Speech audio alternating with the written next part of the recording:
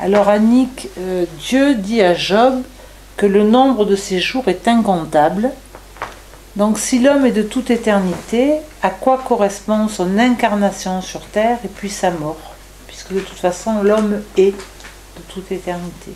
Est-ce que ça a eu un sens? Est-ce que tu peux nous en dire quelque chose? Quelle question! Non, moi je ne suis pas du tout habilité à répondre à cette question. Ce que je peux, c'est sentir avec toi, avec d'autres, ce que nous pouvons entendre là. Avant tout, il ne faut pas confondre le mot éternité avec la continuation indéfinie des temps historiques. Ça serait totalement aberrant. L'éternité, c'est ce que nous ne pouvons pas concevoir, c'est l'instant éternel, c'est le je suis éternel, c'est une dimension qui nous échappe, qui échappe complètement à nos catégories mentales. Il faudrait que nous devenions ce je suis dans la réalisation totale de notre être pour pouvoir l'appréhender. Pour l'instant, nous ne le pouvons pas. Alors, eu égard à ce que j'ai dit tout à l'heure, que Adam est en Dieu avant d'être, si on peut installer un temps là-dedans, étant donné que nous avons dit que Adam était en Dieu, c'est-à-dire confondu avec Dieu, il est de toute éternité. D'accord. C'est son état actuel qui est une différenciation d'avec son Dieu pour qu'il accomplisse son Dieu. On est obligé de parler par des choses aberrantes parce qu'on n'a pas d'autres mots pour dire ça. C'est comme si vraiment Dieu s'accomplissait, lui le totalement accompli, totalement parfait, mais la perfection, si nous considérons Dieu comme parfait, c'est la mort. Imparfait, il n'est plus Dieu. Alors que, bon, on est obligé d'aller toujours au-delà, au-delà, au-delà.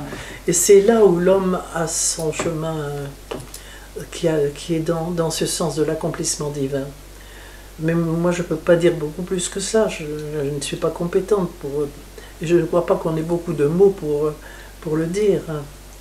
Mais c'est certain que nous sommes dans une aventure extraordinaire d'accomplissement divin. Et de la naissance ou de la mort, à ton avis, c'est lequel le passage qui est le plus difficile? Moi, je ne peux pas, je n'en sais rien, je ne peux pas te dire. La seule chose que je sache, c'est que la mort n'est pas la mort. Nous sommes devant des mutations successives. La naissance est une mutation et la mort, ce que nous appelons la mort, est une mutation. Et nous ne le comprenons bien que lorsque nous vivons des mutations pendant notre vie. Mourir à un état pour ressusciter à un autre, bon, j'arrive à la fin de ma vie, donc je peux témoigner de ça, je sais ce que c'est. C'est pour ça que je sais aussi que la mort fait partie de ces mutations. Et c'est très très dommage que l'on traduise le mot mort par le mot mort en hébreu, le mot mout par le mot mort. C'est vraiment le verbe muter. Par exemple, quand il est dit Dieu aime la mort de ses miséricordieux, ou plutôt les yeux divins aiment la mort de ses pieux serviteurs, de ses racides, c'est-à-dire de ses miséricordieux, racidim. Dieu ne se complaît pas du tout dans la mort, dans notre mort. Dieu aime les mutations de ses serviteurs.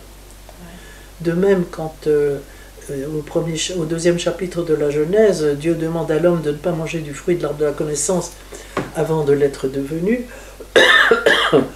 il lui dit parce que dans le jour où tu en mangeras, tu muteras et pas tu mourras. Parce que tu es un mutant, tu muteras. C'est tragique, cette chose-là. C'est tragique. Dieu n'est pas un père fouettard qui dit à son petit garçon si tu me désobéis, tu seras puni. Ça n'a rien à voir. Mais il apprend à Adam la loi fondamentale. Tu es un mutant. Parce que tu es un mutant, tu muteras. D'ailleurs, mout ta mout. Parce que tu es un mutant, tu muteras. C'est quelque chose de fantastique.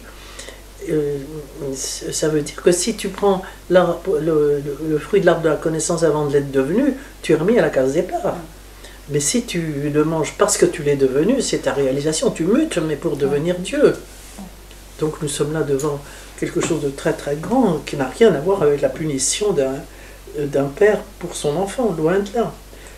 Donc on peut muter en régression ou on peut muter vers l'accomplissement. Vers l'accomplissement total. Mais tout est mutation. Merci Annick de ces précisions.